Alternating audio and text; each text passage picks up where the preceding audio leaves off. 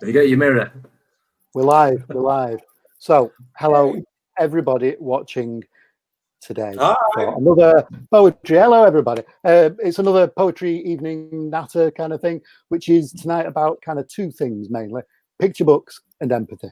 So, it's the way that picture books help us develop empathy, which is what is often sort of accepted, and also how poetry helps or hinders or whatever that sort of process. I think it helps it. But I'm open-minded here, so anybody can disagree. So this year's been a bit bonkers, and these three things: empathy, picture books, and poetry, have really helped me personally. And some of those books some of the books I've read over the past few months include Rain Before Rainbows, Bright Bursts of Colour by Matt, and Staying Home, which Viviane did with Sally Nichols, and my own. But and we'll get to. So let's quickly introduce everybody. We've got Smriti Hall down there. It's like what's that? Oh, Celebrity Squares. It's like Celebrity Squares. You're all probably too young to remember that. Some Smritis need to be bigger though. Yes, yours will be. Right, we've got David Litchfield, we've got Matt Goodfellow there, and of course Viviane Schwarz, and me. And we're supported. I just want to mention a big thank you really to Ebb and Flow, my local bookshop just up the road. And Diane's allowed me, she's appointed me as ruler, emperor of her Facebook page, so that we can stream there as well. And I'm hoping we're streaming to all of them. There's no way of checking unless I go on my phone. So what I thought we'd do is tonight is we'll start with Smriti reading from the absolutely amazing, and I'll probably take over again after she's finished and just tell you all how much I love this book that David and Smriti have created, which is beautiful. But Smriti's going to read from Rain Before Rainbows. So there we go. So this is Rain Before Rainbows.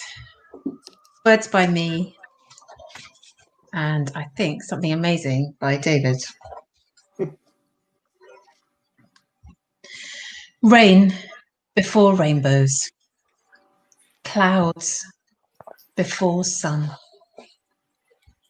night before daybreak, the old day is done. There are mountains for climbing, journeys to take, dreams that are hopeful, decisions to make. Dark days may shake us and worries creep in, with dragons to duel and battles to win. Thunder will rumble and lightning will flash. The wind will start blowing and tall waves will crash. But there are footsteps to follow and words that are wise. A map that will guide us when troubles arise. Friends who will help us, courageous and kind. A rope to hold on to and treasure to find.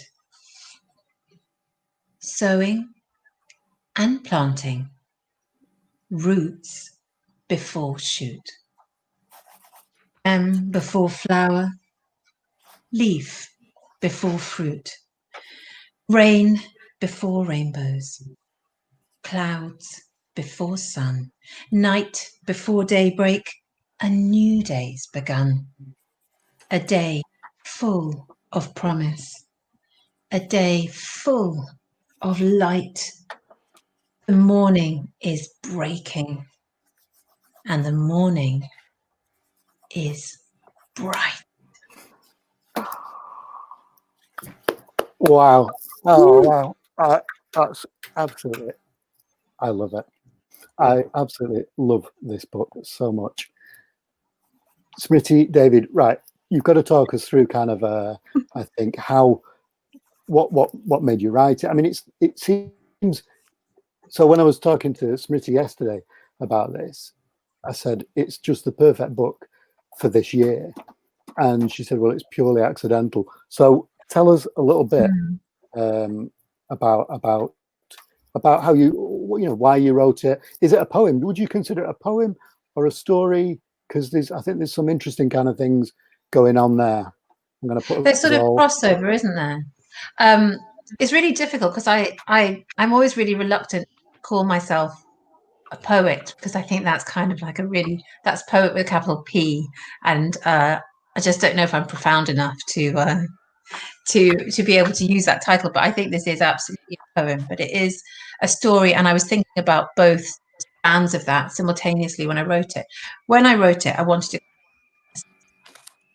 to talk about sadness, about anxiety, worry, grief, loss, those sorts of things. And I wanted to create this beautiful and hopefully empowering space to own those feelings, because actually that's something that we all, it's part of all of our lives. Yes, this is it's a children's book, but it's part of all of our lives all the time, from the really small things that happen, the daily kind of disappointment we might have, to the kind of huge, sort of large scale illness or family problems or all sorts of things. And so I think a lot of things fed into writing the story, personal things that had happened to family and friends.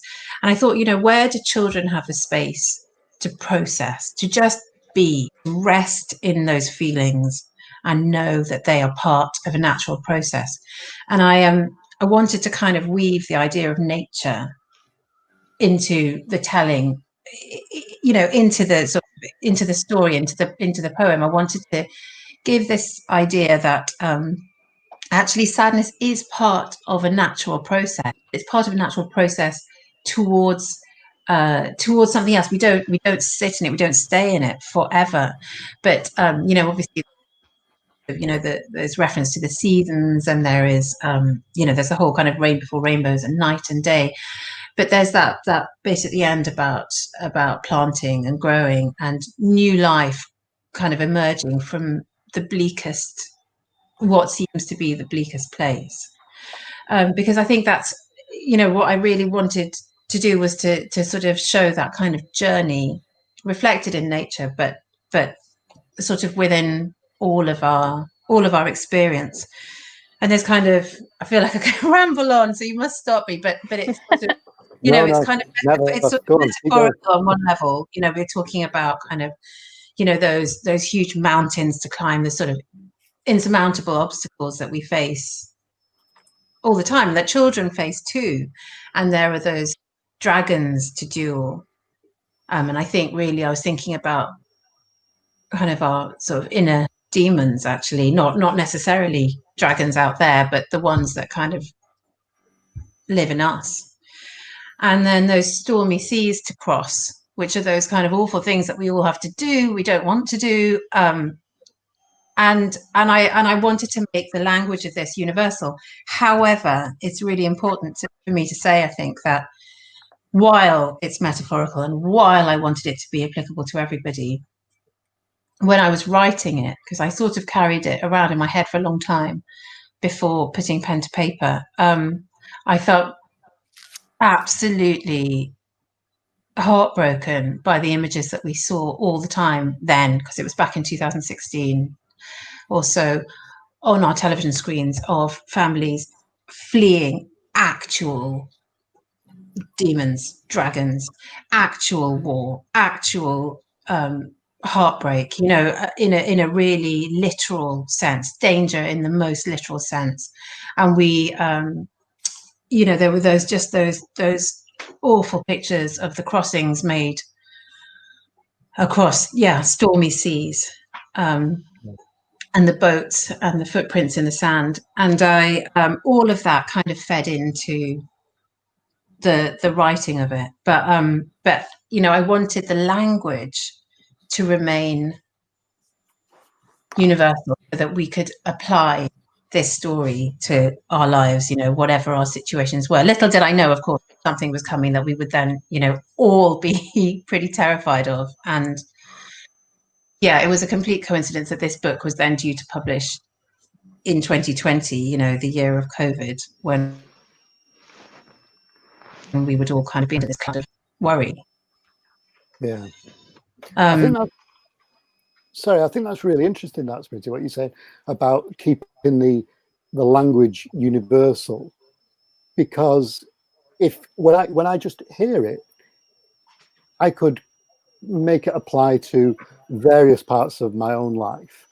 And what's interesting is that I think that's what a good poem does, is you own it yourself. So it becomes, you know, you wrote it. I mean, obviously, you wrote it about me. No. You know, this is just the truth of poetry. But what's really beautiful is then when David and what David's done, and I said this, so David doesn't know this, but last night we were talking, and I think this is a theme throughout David's work in general, is that there is a poetry to his art, which, and I think this is really incredibly clever about Rain Before Rainbows, is that there are so many strands, but even just if we take the poem as one strand, the art takes another and tells its own story.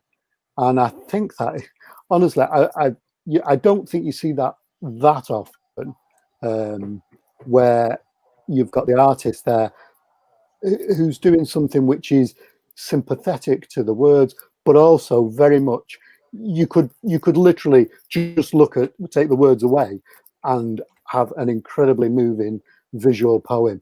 And it's, I mean, I'm constantly stunned by what David does anyway. But every page, David, is amazing. It really is. It's just like a symphony right to the edges of it. Really elevates the words, not just illustrates them. It's beautiful. It's a beautiful combination. Thank you very much. Illumination would be the idea. Sorry? Illumination would be the idea. Yes. Illumination. Yeah. It being the meaning of illustration as such. Well, bringing light. It does that. Yeah, it does that. It does that very well. Well, it's funny, really, because it's funny that you mentioned you know, this universal kind of feeling to Smriti's. Let's call it a poem, because it kind of is a poem. Yeah, let's call it a poem. Because how it kind of came to be was because it's Walker's got us together, me and Smriti. Thank goodness for Walker Books.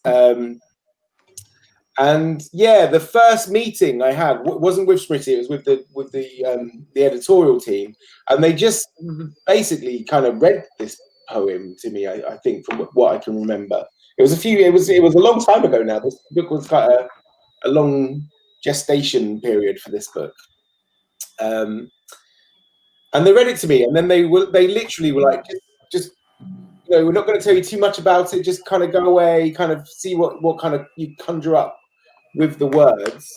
And for an illustrator, that's like a brilliant brief, because it's like, you know, you can kind of go crazy with it and just just really go to town with it, and not have too many restrictions on what you're doing. You're just sort of responding to the text, really.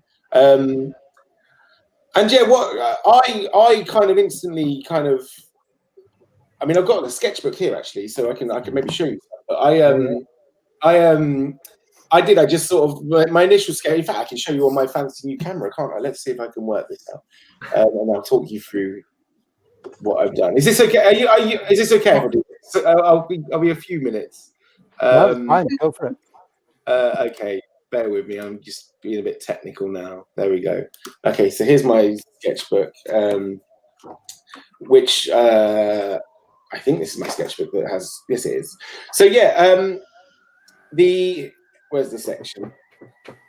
Okay, so I started drawing these. These are like the very first drawings for the Rain Before Rainbows book, and it was and I was literally just drawing kind of characters, and I was absolutely thinking along the lines of, you know, like the refugee crisis and people fleeing war and hardship and stuff, and the journeys that they were taking. And my original idea was to sort of focus on a number of characters, actually. You sort of follow these characters through a journey. And, they're all kind of, they're almost got their own little stories on each spread.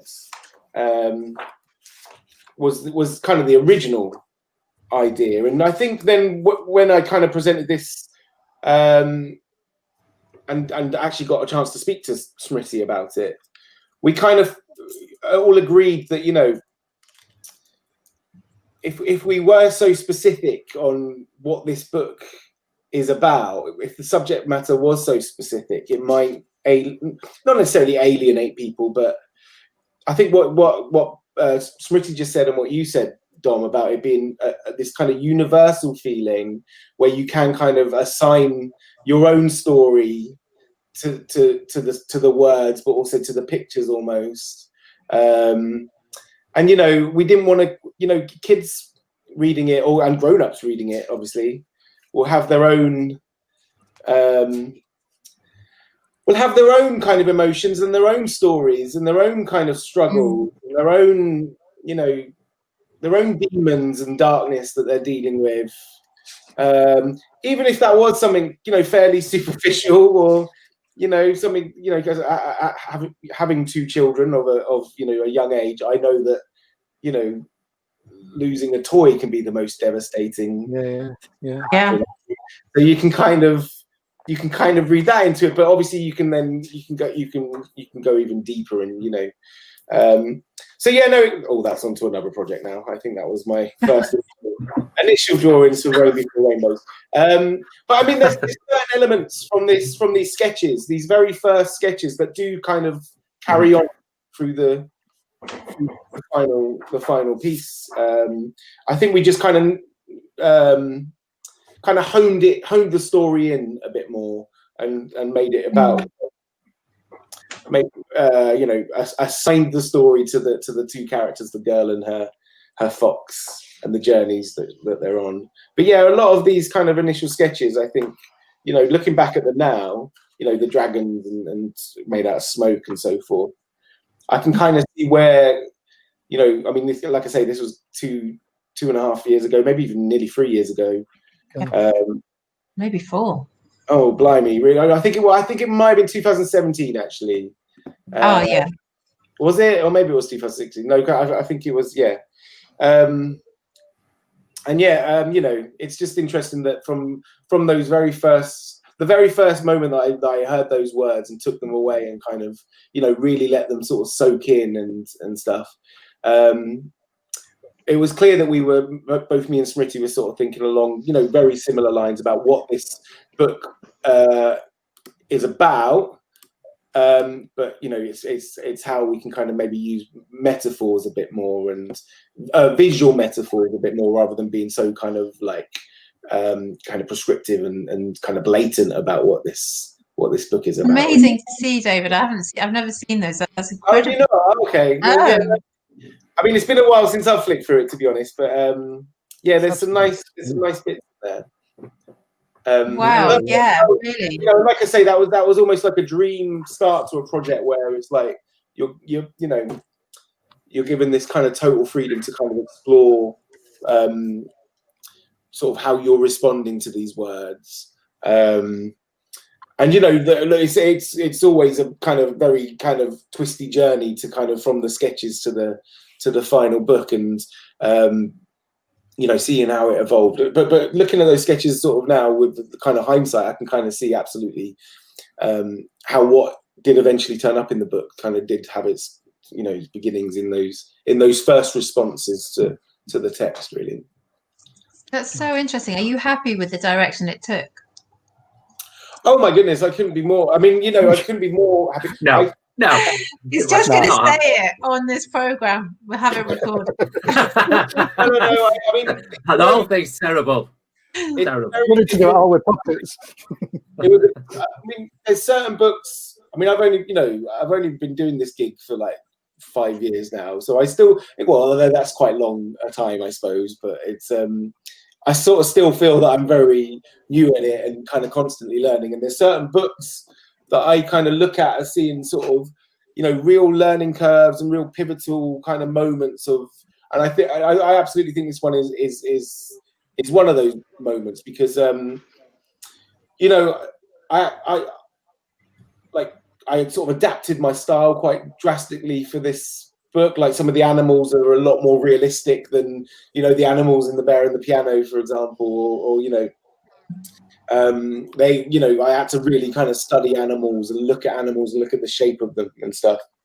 But I still sort of wanted to look like a David Litchfield book, so you know, I was kind of finding that balance between all that and stuff. But Radiant, David. It looks like a David Litchfield book. Radiant, no mistake. Radiant's the right word, isn't it? It's that ability you've got with just bringing, well, rainbows basically into every one of your books. There's a real sort of richness of colour in there. Oh, thank you. I mean, that was a real gift for me as well. Just the fact that, you know, it's called, well, at the time it was called Rainbows, and then obviously it kind of. Right, I didn't know that. That's interesting. Yeah, and I just thought, well, that I'm sold completely because, you know, the fun I can have with those, you know, with light and colour combined. You know, I really, I was really. And this is another funny thing, like, where is it? I've got it here. There it is. When, like, the cover, like, you know, there we go.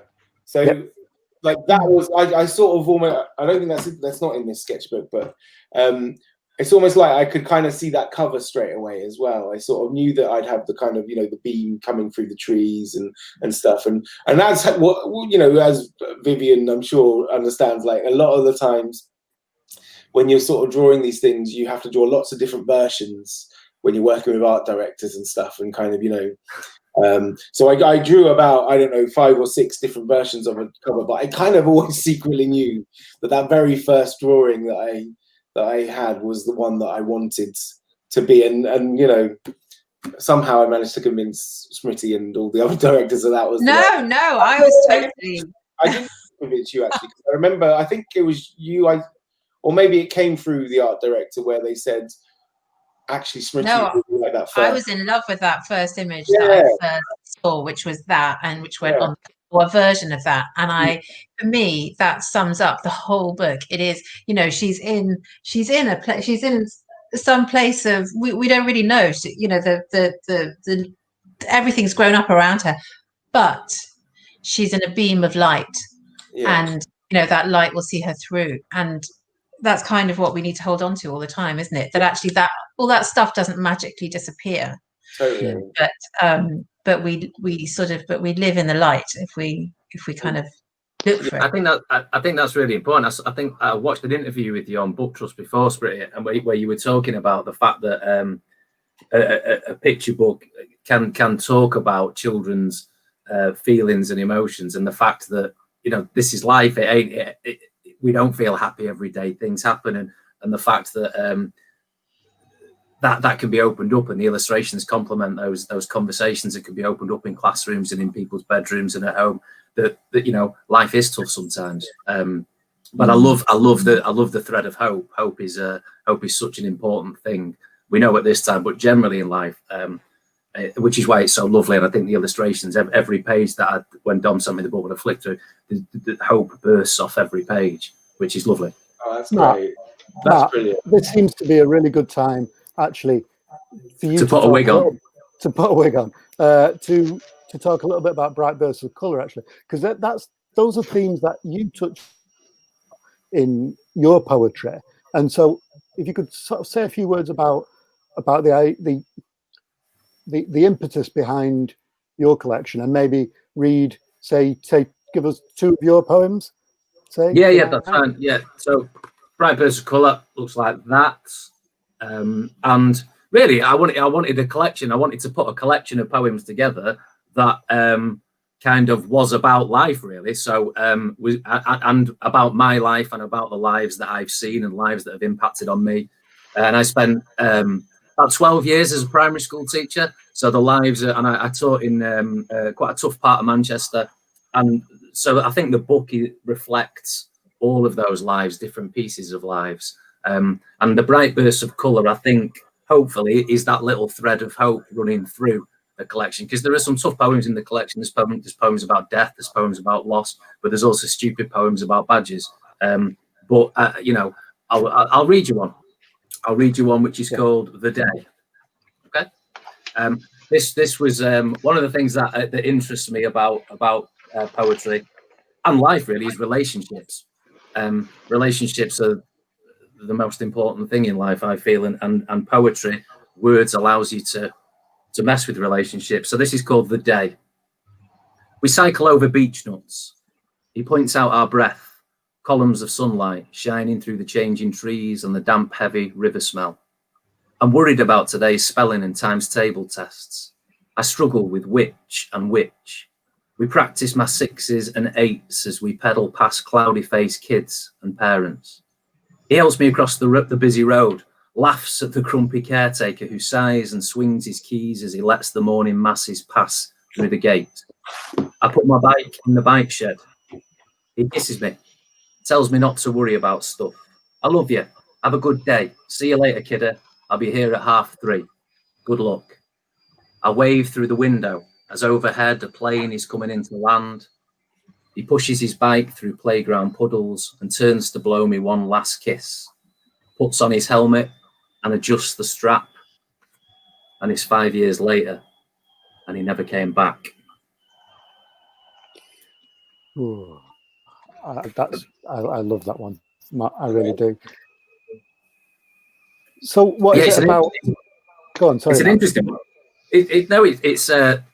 The first 98% of it is stone cold truth. Me and at the end of my road, there's a little bit of woodland that leads to my daughter's school. And one day, 18 months or so ago, autumnal day, we were. It was one of those crisp autumnal mornings, like pin clear, and your senses are alive. And we were just cycling together. I was cycling into school, and I was enjoying the concept of it so much that sometimes your senses are heightened, and as poets we watch the world around us anyway, and little stories you can. So it's just a story of us cycling to school, and there was a plane coming into land. I live right by Manchester Airport. It was me cycling my bike through the puddles, and Daisy was waving. My daughter Daisy, she was waving.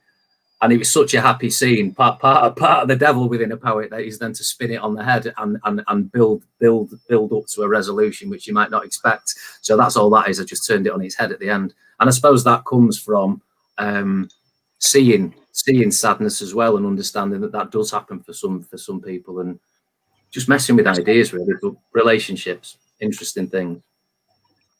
I think it's a beautiful poem, and it's one of those that I think you do really well. And I was saying this to you earlier, actually, about your ability to observe life and relationships, and to kind of to find the poetry in that. And I find it really interesting about how poetry can be so metaphorical and kind of abstract in some ways, and then flip it around, and you've got something that's so concrete and written in such a way that you don't have to, and I suppose it's storytelling in general, you don't have to, you put yourself in the shoes of the narrator or the poet, and I think that, and I mean, Smriti, kind of you do this with I'll sticking with you in a very different way, but just as kind of beautifully. Can I just firstly say, Viviane, I love that. It's amazing. It's brilliant, Viv. I love it. It's just like me. I just suddenly remember that you wanted some hair, so that's lovely. Flowing out behind me. That's lovely, like a cape. I like that. Yeah. It's also bicycle without reference. If we think about the relationships in poetry, Dom, in This Rock, That Rock, so much of that is about relationship. Congratulations, by the way, on the double Carnegie there. Okay, we weren't going to mention that, but This Rock, That Rock is about your relationship with the moon, but not only your relationship with the moon, your relationship with your brother, your relationship with your son, and the power and the beauty, I think, of a lot of that comes from those relationships. And as with Rain Before Rainbows, and illustrators' relationships with words, those relationships are fundamental to us as writers and illustrators, I think, and I think we all try to do that in our own way. And each of us has a different grasp of what relationships are, different kinds of relationships. I suppose just like anybody that comes to read or look at whatever we do has different relationships, and all we can do is put our own sort of angle on relationships, and that's what interests me as a writer. Those relationships, of course, there's crazy ideas that come in, but for me, the fundamentals of and the power comes from relationships and how you talk about them, I think. So this is interesting because in Lights from Cotton Rock, David, your absolutely beautiful book is kind of all about relationships, and there's a moment in it in that I don't know how you do this. So your writing is beautiful, but then you will do a series of panels. In fact, did it go on for 2 pages? It might have been 2 or 3 pages where there are no words whatsoever, and and it's like, actually, here's a metaphor. It's like suddenly learning to fly. So you've had the giving us the training wheels of words, and then suddenly you go, right, I'm taking them away, and you don't know it, but the words are then within us, and we've just got your illustration, and it's an amazing gift to be able to say, actually, these and it's something, obviously, as a non-illustrator, I can never do. And it's weird when I'm writing a picture book of being aware enough, and I don't know whether Smriti ever does this, or Matt, actually, because you've got your picture book out next year, haven't you? But knowing to go, I'm going to back off and leave it to the illustrator here, because this page should be about them. And if I've done my job right for, say, 2 or 3 pages, I could just kind of ease up and leave it to somebody. But it is, I mean, Cotton Rock does it, and I think you do it in, I can't say all of you, but actually you probably do it in the Bear and Piano books as well, a few times. Yeah, well, I mean, the Lights of Cotton Rock was the first time I did it in a really brave way. I really got rid of a lot of the text. I mean, that was totally, again, another learning one, the Baron and Kenner, where my edit was like, look, you don't need this text. You're an illustrator first, which I totally am. Use the images to tell the story as much as you possibly can here.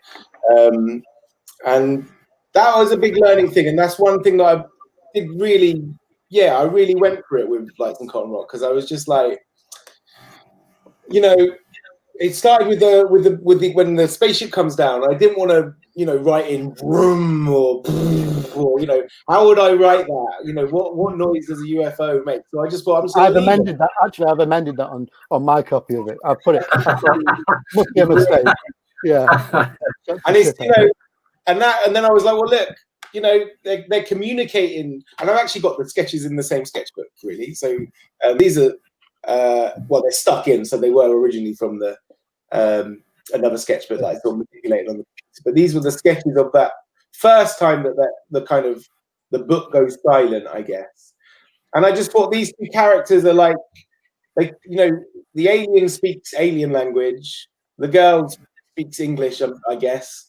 They can't communicate apart from doing really exaggerated gestures. So let's just get rid of the words and let the reader, which most of the time is going to be a child, let them kind of tell their own kind of interpret that the way they choose. And it kind of was a natural thing for that story, really, to do that, because like I say, how do these 2 characters that come from different worlds communicate? And they'll communicate through kind of pointing and their expressions and all those kind of things, really. But it's one of the things that book, and again, I wasn't really expecting it, but that's one of the reasons why teachers seem to like this book so much, because they use it in class and kind of get the kids to kind of add their own kind of narrative to that bit. And when I go, I used to do that. I used to steal lots of ideas off other teachers and then go, "Hey kids, here's a great idea from me." There you go. But when I go into school, it's a way to kind of have fun with them. Like, when I show them the UFO landing, I'm like, right, let's all make UFO noises now. And, and they make these kind of crazy noises all together. And, what noise does the alien say when he's, going like that? And they're all like, all these kind of silly things. And it's just another way of kind of having fun with the audience, both kind of in a live kind of reading way, but also, when they're reading it on their own or with their parents at bedtime or whatever. And that's for me as an illustrator. Like I said, that's how I kind of, that's what I try and do is, as much as possible, is tell the story visually. And I think that's another reason why I responded so much to Smriti's poem, because I could kind of tell, there was a lot of space there for me to be able to kind of, go completely crazy with these images. Use her words as a springboard to just kind of cover the canvas, so to speak, with kind of all these great. Yeah, images. I've got to say, I never imagined that the book would end up being quite as expansive as that. If you know what I mean. It's huge, isn't it? Yeah, huge, it really is. Right to the edge of the pages. And I wanted those. There's full stops everywhere. I didn't want it to read like a poem in the way that that we could rush through it. I deliberately put lots of full stops in to stop us from racing ahead, so we could just sort of stay in that moment and just be there, rest there, own what that felt like. And so the fact that you've created these just completely sort of dazzling and even the really dark ones are kind of incredibly rich and incredibly sort of sumptuous. We can stay there and sort of possibly wordlessly, I imagine sort of parent and child. I imagine children just resting there for a minute and thinking, how do the words make me feel and how does this make me feel, and just staying for a bit and not feeling in a rush to turn the page or anything. With picture book pacing, quite a lot of the time we're getting fast through our book, aren't we? We've got our page turns all the time, and with this one, they're like chapters, aren't they? They're chapters of a journey. Totally, and I think that each page I wanted to sort of tell its own little mini story, I guess, that you can kind of look at all these other things, but also it comes from a conversation. I think it was a conversation, or maybe an email conversation you and I had, Smriti, where it's like we was talking about how we wanted each one of those, the landscapes felt like they were an integral kind of storytelling device in their own sense, and also the color, the fact that it starts very dark and gradually color kind of comes into it throughout the book and stuff. I think that all that kind of adds to like its own kind of narrative in a way. It's like you're using those images and those colors and those textures, and everything was important to sort of tell its own story, really. And I think that came from a conversation with you. It might have been via the art. It was all from me. It was all from me. Some of it subliminally, but all of it. Sending it. That's how it works. Definitely. Yeah. Matt, could we have another poem from you? From I'll do another poem. Yeah. And then if anybody's sorry, Matt, if anybody's got any questions, I noticed some great comments coming up. Karen's said something actually beautiful. She said, I think Smriti said it when she offers space for children to express all emotions. I think adults call it coping or not coping, as children just live what they feel until they stop when they've been told enough, kind of thing. That's a great kind of comment. But if anybody's got any questions, then we'll get to them probably in about 10 minutes, I would have thought. So back to Matt in the studio. Back to Matt in the studio. Right, I'll read you a poem called Split, which is about relationships again. I stay at mum's for half the week, the other half at dad's. Both of them remarried to people not that bad. I've got a baby sister. She looks like me, they say. When I'm at my dad's, I miss her. She changes every day. Mum picks me up from dad's house, but never rings the bell. It makes her sad to see him. She won't say, but I can tell. Rules are really different. To be honest, it's a pain. I can tell you've been at his house. Dad says, just the same. I've got some mates to chill with, but I'm only here part-time. They've got mates they're tighter with, and I don't mind. It's fine. The steps don't do that much with me, but say they want me there. Still, I always get the feeling they're glad I'm out their hair. I don't detest this life of mine, but wish I could have had a chance to see what things were like, just me and Mum and Dad. They did the best they could, I suppose. The rest is out their hands. I've tried to talk about it, but no one understands. They see a clever, cocky kid, expensive bike and phone, 2 happy, loving houses, when all I want's a home. Oh, thanks, Matt. That's amazing. That's really, really beautiful poem, that. And this idea of children's experiences in life and giving them a platform to say that it matters and what they're going through matters. And that was certainly something that resonated with me when so I'm going to read a poem actually in a minute or two, because it tallies with what you've just read there, Matt, although it's a different one, because I read lots and lots of stories about from the astronauts during the Apollo missions, and one of them that absolutely got me, it floored me, and it still does, was Charlie Duke went to Nepal after he'd been to the moon. He comes back and he's talking to these kids in Nepal, and one of the children says, did you see my grandma on the moon? And Charlie Duke said, he was a bit taken aback, and he said, no, it was just me and who went with it? John Young, I think. John Young, just the two of us on the moon. And I think that was, and then afterwards he was told, because the child was a bit upset at this revelation, because it was part of their belief system that their ancestors, once they died, they went to the moon and they lived on the moon, and their kind of ghosts lived up there. And he said, I wish I'd been told this, because I would have handled it differently, and I would have kind of given weight to this child's view and this child's belief more than I did.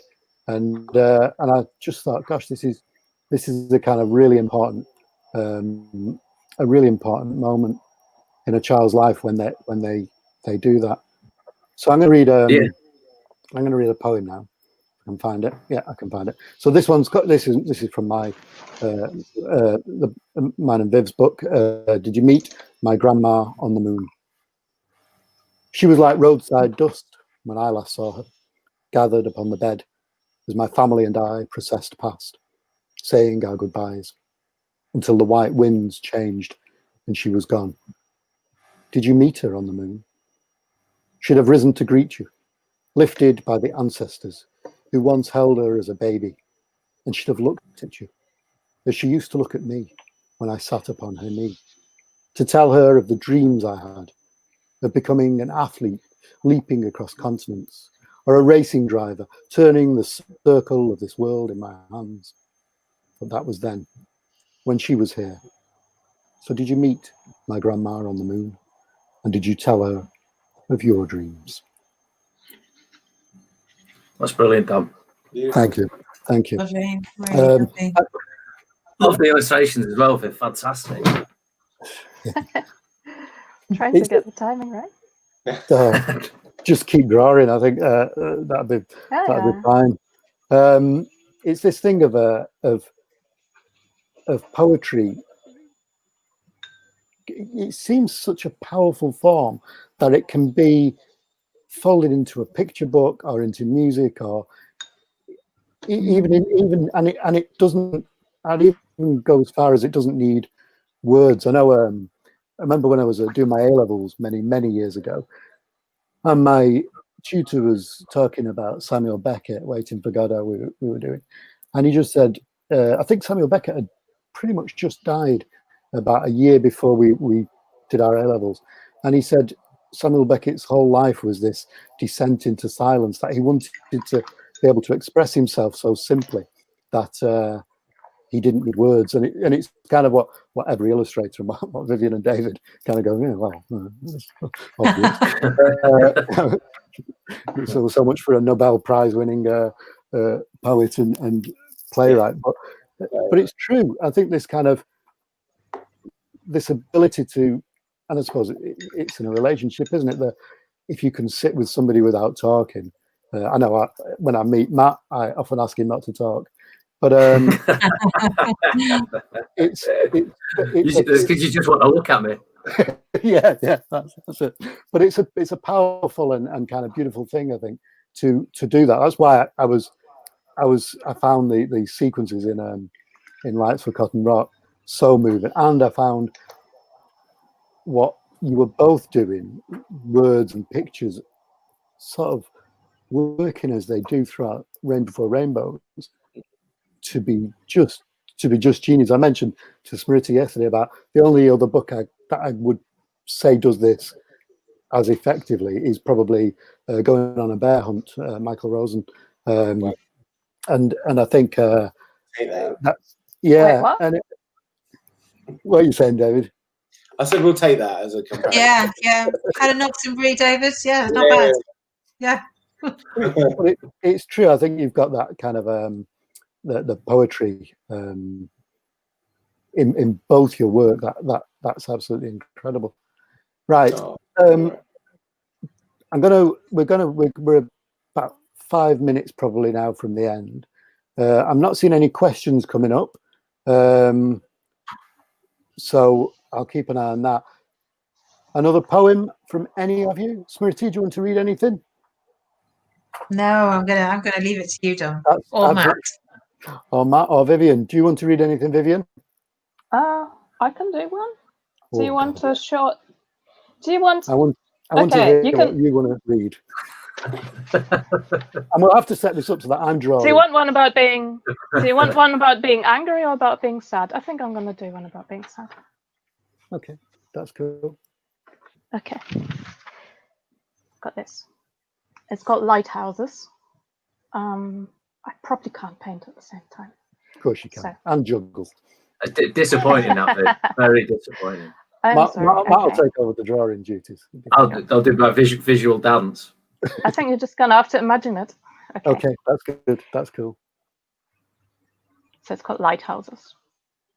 In this unfortunate part of the world, the lighthouses are built with knees.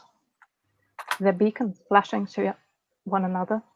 Don't sit down, you will drown. Sometimes a pile of wrecked ships in the dark marks the place where a lighthouse lies. It's not safe to sail those seas. It's cruel to build houses with knees. I love that. Very good. I've read that quite a few times now, and there you go. Yeah, absolutely wonderful. Who's that? Who's that one by?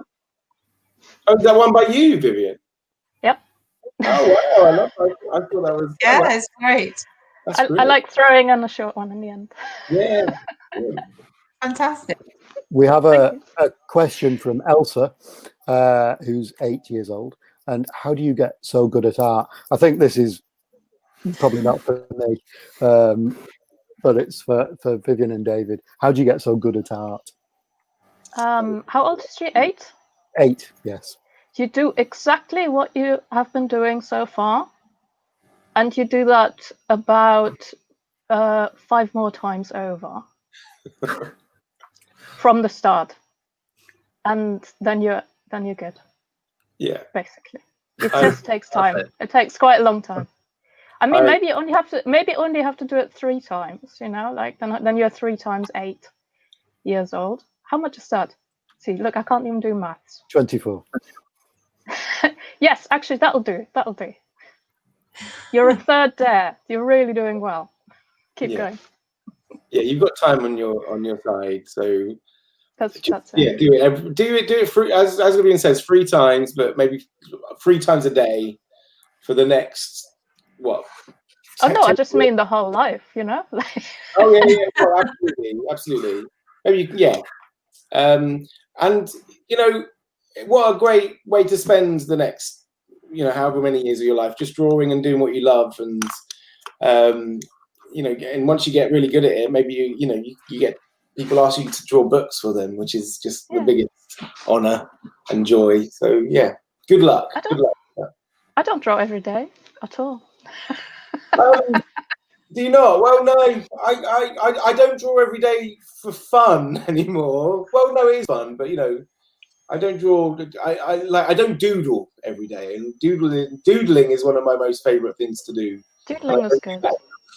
Sort of mindless. The main thing is to keep doodling and to just get older. And like basically, you just get older by yourself, so that's fine. You don't have to worry about that. And the doodling actually almost do by yourself. So I've just got to keep putting a pen in your hand, and then see that you've got paper. And that's the thing you have to, you know, and the rest is just going to happen. It's fine. It's fine. And then you just create something that never existed before, which is amazing, which is what we just saw. And you get very inky hands. Can I ask that question to Dom and Matt as well, actually? Do you write every day? No, I don't. See, this is where it gets tricky, isn't it? And because I might not physically write every day, but something's going through my head. But you send me text messages every day, don't you, Dom? And you text messages, yeah. And so you're coming. So I was thinking about this actually a few days ago about the title of Rain Before Rainbows and Bright Bursts of Colour. In that they're both lovely phrases. And that's the kind of thing I try and get going around in my head so that I know, actually, if I can write Rain Before Rainbows, I better not say that too many times, otherwise I'll think I'll have written it. I'll go away and write this book, and I'll get rejected and go, well, I don't understand it. But I try and find these kind of phrases. And so sometimes something like that will be kind of going through my head. And I'll go, there's something in that. It's staying in me, which is a really important thing because I know Matt carries a notebook with him. I've got my phone, which I will jot a few things, but I don't try not to do that too much because I'm looking for the ideas that I remember when I wake up in the morning. So if it was good enough to stay with me, basically. And you don't always have to write. You don't have to put pen to paper or finger to a phone to write, do you? Like you say, I think a lot of writers that I speak to, it's carrying things around in your head. It's seeing things and carrying things around in your head. So you know, I suppose illustrators as well, David and Viv, as you're walking around, inspiration comes all around you, and I suppose you can be creating things in your head before you even put a pencil or a pen to paper as well.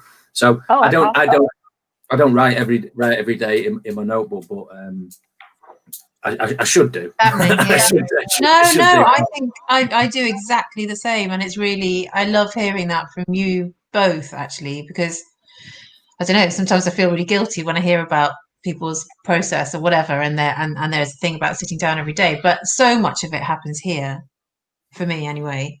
That's what I tell my wife, Joanna. Tell her, right, when I'm sitting on the sofa, I say I'm writing. Right, it's all going on in here. It's all going on in here.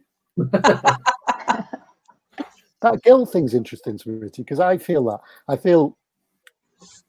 and sometimes I find myself panic writing because I think I've not written anything for a week, and then I think, what am I doing? Am I kind of am I justifying?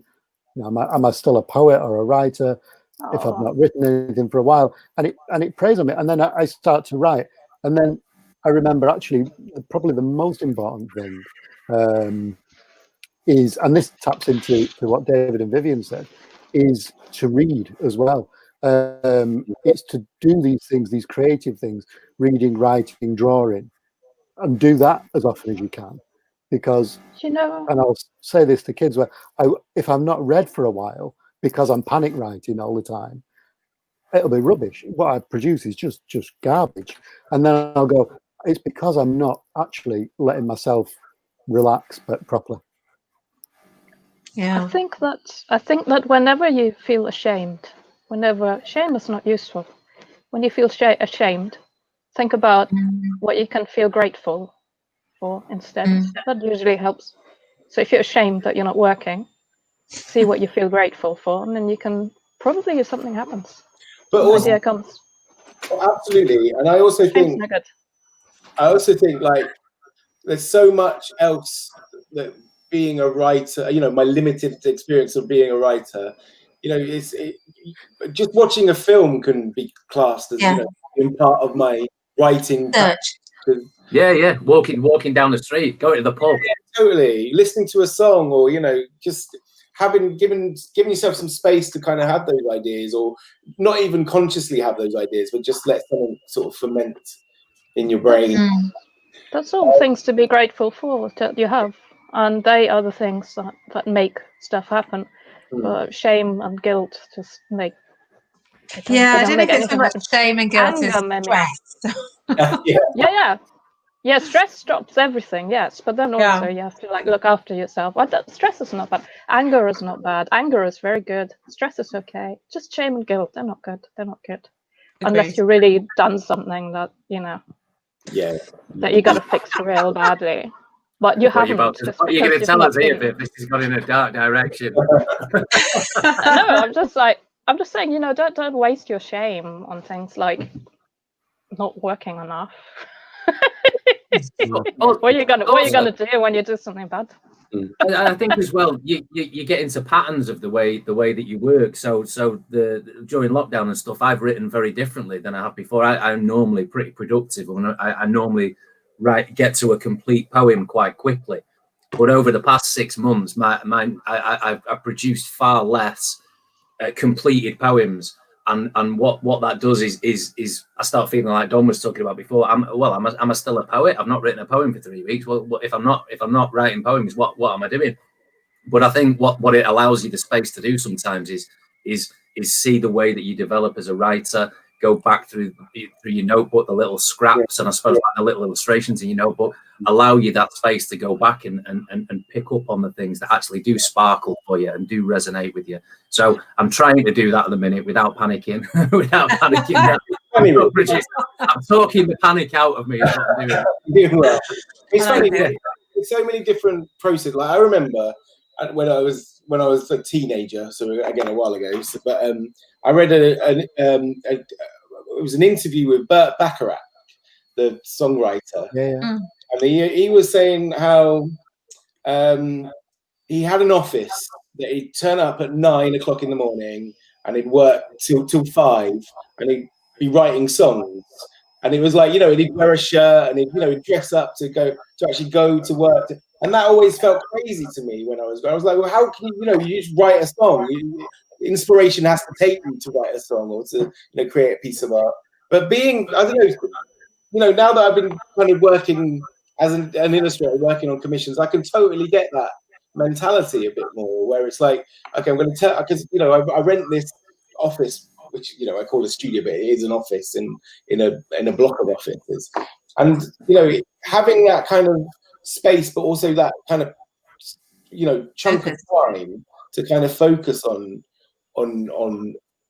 your projects is really important to me at the minute. Whereas before it wasn't. It was like I just had my sketchbook with me, and when inspiration hit, that was the time, and I could go days without kind of thinking of anything too creative or too special.